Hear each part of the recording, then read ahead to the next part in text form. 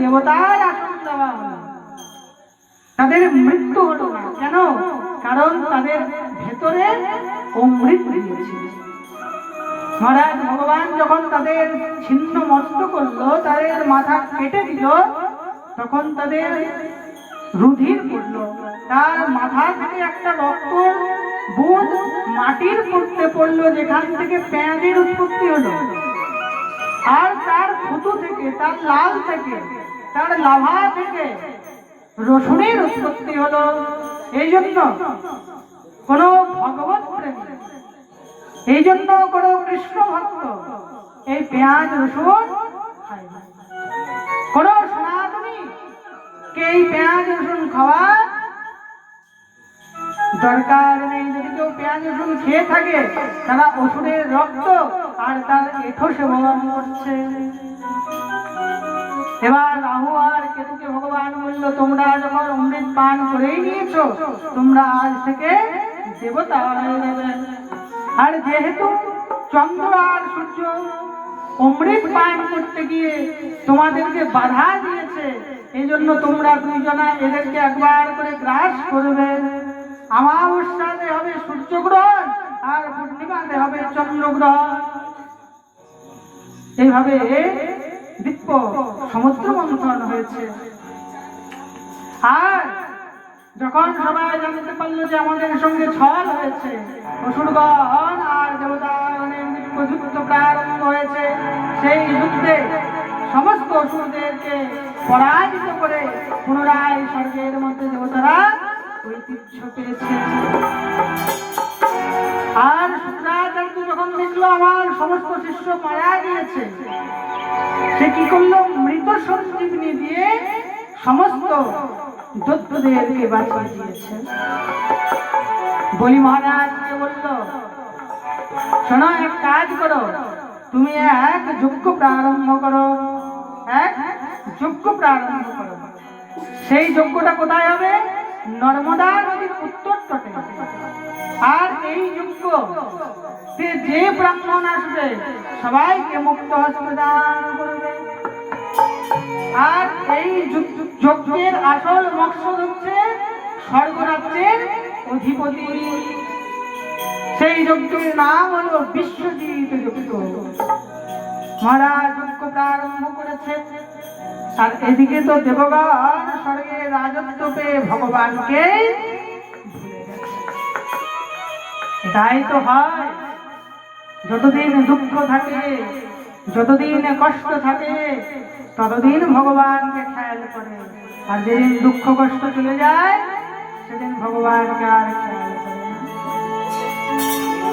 আর সবাই মিলে পরম আনন্দ স্বর্গের মধ্যে স্বর্গ লাভ করছে, কিন্তু সবাই ভগবানকে ভুলে যাচ্ছে। শাস্ত্রে বলছে সব থেকে বড় বিপত্তি কি? বিপদঃ নৈব বিপদঃ সম্পদো নৈব সম্পদঃ বিপদো বস শরণম বিষ্ণু শরণম সম্পদঃ। যে ব্যক্তি বিষ্ণুকে ভুলে, যে ব্যক্তি ভগবানকে ভুলে সব কাজ করতে লেগে যায়, সেই হলো সব থেকে বড় বিপত্তি। ভগবানকে ভুলে যাওয়ার সব থেকে বড় বিপত্তি। আজ দেবগণ ভগবানকে ভুলে গেছে। এদিকে বলি মহারাজ সেই যজ্ঞ করতে করতে স্বর্গরাজ্যে আক্রমণ করে দিল। সমস্ত দেবগণ আবার স্বর্গরাজ্যের অধিপতি হারিয়ে ফেলল।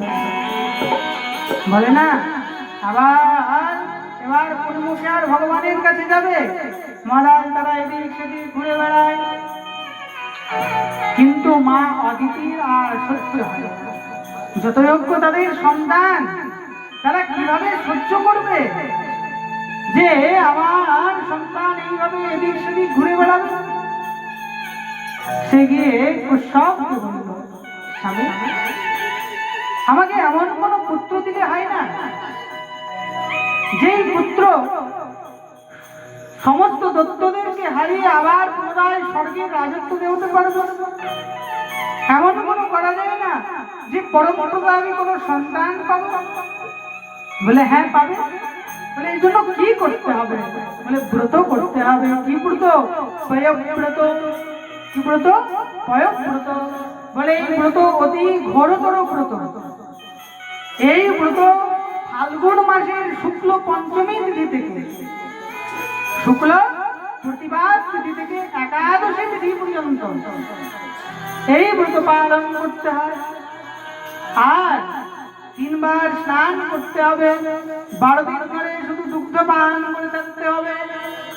সমস্ত ব্রতের উপকরণ বলেছে। যখনই সেই ব্রত সম্পূর্ণ হয়েছে, দেখতেই দেখতে ভগবান ধারণ করে আবির্ভাব হয়েছে। হে মা, কি চাও বলো, তোমার এই ব্রতে আমি প্রসন্ন হয়েছি। হে প্রভু, আমি তোমার মতন এক তেজস্বী পুত্র চাই। বলে আমার মতন পুত্র? এই জগৎ সংসারে তো আমি একাই আছি, আমি একমাত্র ওয়ান পিস। আর এই জগতে কোনো উৎপন্ন হয় না, এখানে ফ্যাক্টরি ক্লোজ হয়ে গেছে। বলে চিন্তা করার দরকার নেই, আমি এই তোমার গর্ভে বামন অবতার ধারণ করে উৎপন্ন হব।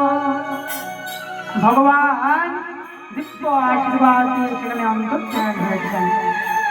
মরার সময় অতিবাহিত হয়, দিব্য সময় হয়েছে, দিব্য দিন জ্ঞান সমস্ত যখন পরিপূর্ণ হল, ভগবান দিব্য বামন অবতার ধারণ করে একদম দুপুর বেলায় জন্মগ্রহণ করেছে। বলে বামন ভগবান কি জয়।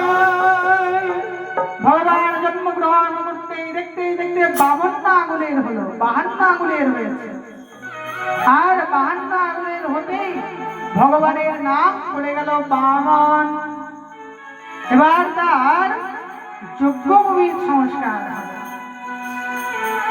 এবার তার যজ্ঞভূমির সংস্কার হবে।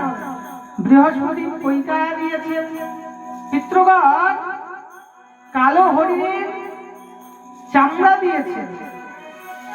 এইভাবে সবাই নিজের নিজের আভূষণ, কেউ যা পায় মারা, সবাই সবকিছু দান দিয়েছে। স্বয়ং মা অদিতি কপিল দান করেছে। দিব্য অন্নপূর্ণা মায়ের কাছে ভিক্ষা নিয়ে গুরুদেবের কাছে গিয়েছে। গুরুদেব বললো, এই ভিক্ষায় কিছু হবে না, তুমি আরো ভিক্ষা নিয়ে এসো। বলে আরো ভিক্ষা আমি কোথায় থেকে আনতে যাবো এখন? বলে এক কাজ করো, মর্তলোকে বলি নামক এক রাজা দিব্য যজ্ঞ করছে, সেখানে গিয়ে তুমি ভিক্ষা দিয়ে আসো। মহারাজ বলি মহারাজ সেখানে গিয়ে উপস্থিত হয়ে গেলেন। বলি মহারাজের কাছে গিয়ে উপস্থিত হয়ে গেলেন। এবার বলি মহারাজ দেখেই তো একদম অচম্বিত হয়ে গেল, এত রূপবান কে এই শিশু? মহারাজ গিয়ে সঙ্গে সঙ্গে প্রণাম করেছে। হে প্রভু, কি চাই বলো? বলে আমার কিছুই চাই না, আমি এখানে শুধু দেখা করতে এসেছি। হে বিপ্রবর, আপনি কি দান চান?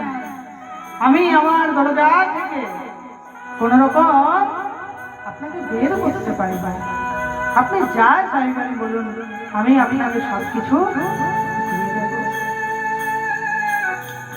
বামন ভগবানের কথা শুনে বলি মহারাজকে বললে, আমি যা চাইবো তাই দিতে পারবে তো? বলে হ্যাঁ দিয়ে দেব। বলে তবে প্রথমে ত্রিসত্য করো।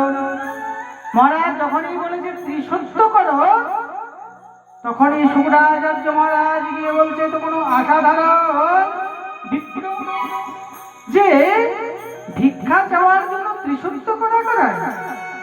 যখনই নিজের দিব্য দৃষ্টি দিয়ে দেখেছে যে আর অন্য কেউ নয়, স্বয়ং পুরুষোত্তম ভগবান এখানে এসেছে, সঙ্গে সঙ্গে বলি গিয়ে বলছে, বলি দাঁড়াও দাঁড়াও দাঁড়াও, একে কোনো দান দিও না, এ ভগবান নয়, এ কোনো ভগবান নয়, এ হলো পাখণ্ড। বলি মহারাজ বলছে, পাখণ্ড হোক, ভগবান হোক, বিপ্র হোক, যাই হোক, যখন আমার কাছে এসেছে আমি তাকে দান দেব। শুক্রাচার্যের কোনো কথা